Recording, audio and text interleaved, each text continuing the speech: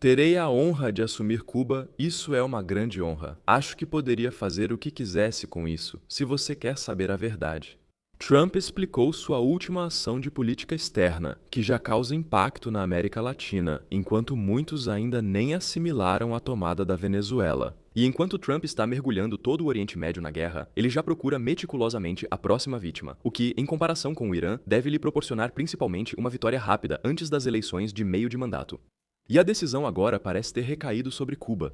Aquela ilha, a apenas 150 quilômetros da costa dos Estados Unidos, que durante décadas foi o símbolo de resistência contra o Ocidente, o capitalismo e a supremacia dos Estados Unidos sobre a América Latina. Mas o posto avançado russo no Caribe está atualmente em queda livre.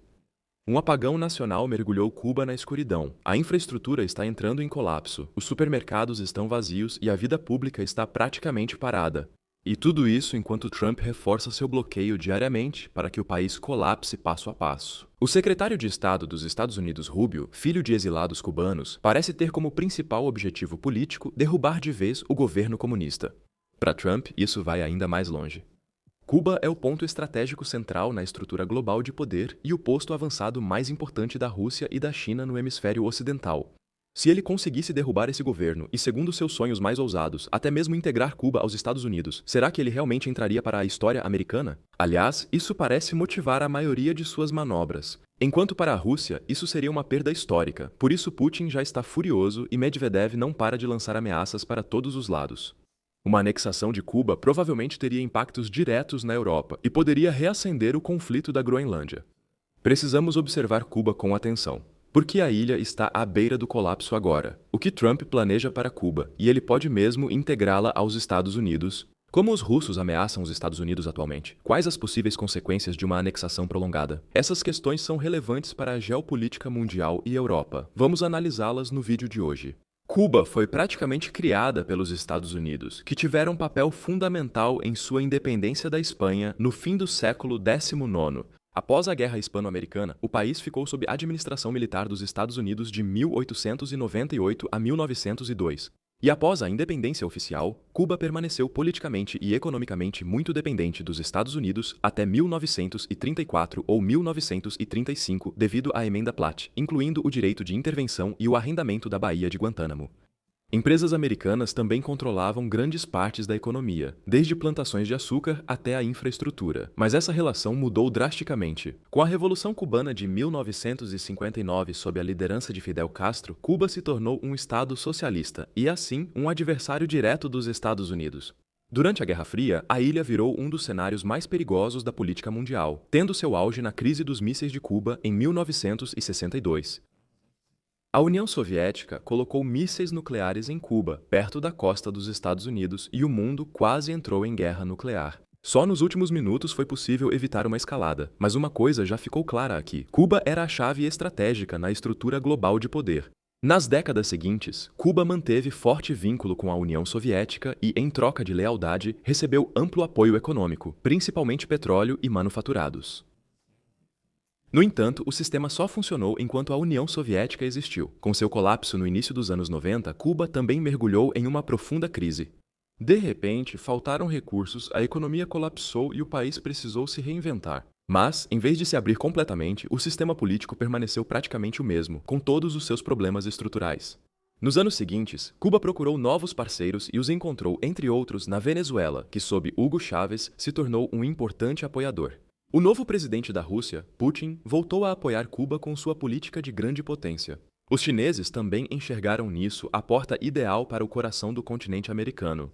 Independentemente do parceiro ao lado da ilha, a base econômica manteve-se surpreendentemente constante e muito vulnerável ao longo das décadas. Cuba optou por uma economia centralmente planificada. O Estado controlava quase toda a economia, desde produção e preços até salários e distribuição. O que no papel parecia estabilidade e igualdade, na realidade levou a enormes ineficiências. Ao invés de competição, havia estagnação. Várias empresas eram ineficientes, desperdiçavam recursos e faltavam investimentos importantes. Cuba ficou muito dependente de poucas fontes de renda. Por décadas, o açúcar foi sua base econômica e depois o turismo virou o segundo pilar. Ambos os setores são muito vulneráveis a choques externos, flutuações de preços globais e desastres naturais. Krisen können hier schnell destabilisieren. O embargo dos Estados Unidos, que dura décadas, dificultou o acesso aos mercados internacionais e impediu que a economia se tornasse competitiva. No cotidiano, a economia era sempre deficitária, com escassez de alimentos, remédios e produtos básicos, e filas longas eram comuns. Ao longo das décadas, formou-se um equilíbrio frágil. Com apoio externo, Cuba se mantinha, mas sem ele, as fraquezas do sistema ficavam claras. Tudo aquilo que de alguma forma ainda mantinha o país unido entrou em colapso nos últimos meses em uma velocidade impressionante. O fator mais importante aqui pode ser a Venezuela, que por anos foi o principal parceiro de Cuba e fornecia o petróleo necessário. O que ocorreu lá desde o início do ano não preciso detalhar. O governo em Caracas agora depende de Trump e não exporta mais nada para Cuba. A Rússia deixou de ser um parceiro confiável após o ataque à Ucrânia, com Vladimir Putin fortemente envolvido em aspectos econômicos, militares e políticos. Recursos que antes seriam direcionados para zonas de influência geopolítica como Cuba, agora são urgentemente necessários na guerra da Ucrânia. E a lista de aliados russos abandonados já é bastante longa: Armênia, Síria, Venezuela e Irã, para citar apenas alguns. A Rússia perdeu a capacidade de projetar poder globalmente como na Guerra Fria, e até a China, antes parceira próxima, age com mais cautela que o esperado. Após perder boa parte dos investimentos no Panamá e na Venezuela, Pequim está mais cautelosa com novos compromissos na região. Cuba enfrenta sozinha a pior crise de sua história, algo que Trump sabe explorar bem. Nas semanas recentes, ele bloqueou a ilha para cortar todos os suprimentos. Países, empresas ou companhias que seguirem fornecendo petróleo a Cuba enfrentarão graves consequências econômicas. Por causa disso, o país está em uma crise existencial. Usinas de energia pararam de funcionar, a rede elétrica entrou em colapso e regiões inteiras do país ficaram mergulhadas na escuridão. Sem petróleo, transporte, produção e cadeias de abastecimento não funcionam. Os alimentos estão cada vez mais escassos, bombas de água param de funcionar e até mesmo as estruturas estatais mais básicas começam a balançar. Organizações humanitárias já alertam para a nova crise. Mas o cálculo de Trump é claro e segue o padrão conhecido de exercer máxima pressão econômica externa e aumentar a instabilidade interna. E de fato, na semana passada, ocorreram grandes protestos contra o governo cubano pela primeira vez em anos. O que Trump, é claro, não faz. No final das contas, ele ameaça com todas as possibilidades, inclusive com uma invasão militar, mas o mais provável é que se repita um padrão semelhante ao da Venezuela. O governo cubano mantém postura combativa e cita o aliado Putin, que teria enviado navios-tanque da Frota Fantasma a Cuba.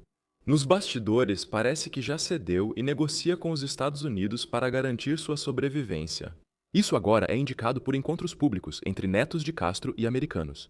Cuba dependeria totalmente das corporações americanas. Os Castros manteriam o poder, mas ficariam subordinados a Washington nas decisões. No entanto, isso ainda não parece ser suficiente, especialmente para Rubio. Ele é a figura de liderança dos exilados cubanos e se comprometeu com a promessa de remover os Castro de uma vez por todas. Assim, pode haver conflito interno entre o ministro das Relações Exteriores e Trump. Está claro que os dias do comunismo em Cuba parecem contados, causando pânico principalmente na Rússia. Não só perderiam mais um aliado de décadas, como também perderiam o último posto avançado nas Américas.